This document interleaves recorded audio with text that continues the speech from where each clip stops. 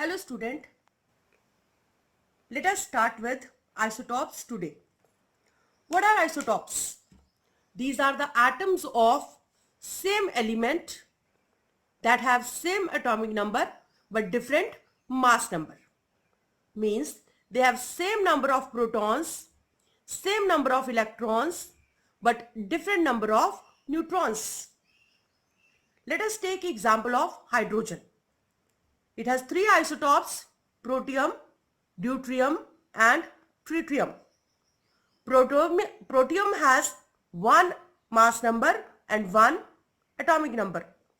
So, number of proton 1, number of electron 1 and no neutron. Deuterium, 2 mass number and 1 atomic number. Proton 1, electron 1 and neutron also 1. Tritium, 3 mass number and 1 atomic number. So, proton 1, electron 1 and neutron 2. Carbon has three isotopes. One is carbon 12, then carbon 13 and then carbon 14. Same way say, chlorine has two isotopes. One is with mass number 35 and atomic number 17 and the other is with mass number 37 and atomic number 17. Now what are the properties of isotopes?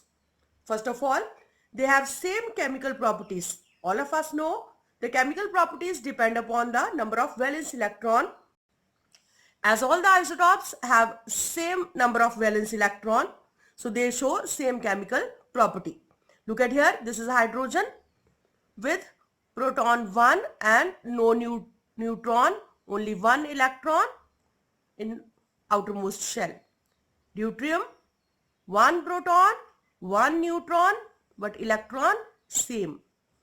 Tritium, 1 proton, 2 neutron and 1 electron. So number of valence electron remain same. That is why they show same chemical properties. Now as the mass number is different, so naturally weight is going to be different. So second point, they have different physical properties.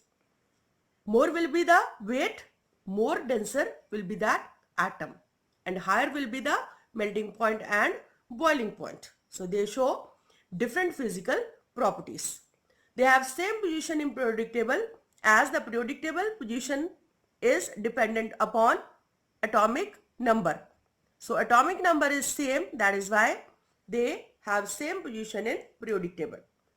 Uses: carbon 14 used to detect age of fossil fuels, cobalt 60 for treating cancer, sodium 24 to study blood circulation, thallium 201 to determine damage in the heart tissues, isotopes of hydrogen, oxygen, nitrogen and carbon for studying the mechanism of organic reaction. Let us discuss the next term, isobars. What are these isobars? So isobars are atoms of different element, naturally, different atomic number, but they have same mass number. So mass number doesn't mean they have same number of neutrons. They have equal number of nucleons but different number of protons, electrons and neutrons. For example, calcium and argon. In calcium, we have proton 20, electron 20 and neutron also 20. In argon, we have proton 18, electron 18 and number of neutron is 22. So all the isobars, they have different number of electrons, different number of protons and different number of neutrons also. One other term is isotones, though it's not in syllabus, but I want you to make you understand. So this is isotones. Now what are isotones? These are two or more atoms of any element having same number of neutrons. For example, chlorine 37 and potassium 39. Chlorine 37 electron 17, proton 17, and number of neutron is 18. Sorry, 20. Potassium 39, electron 19, proton 19, and number of neutron is 20.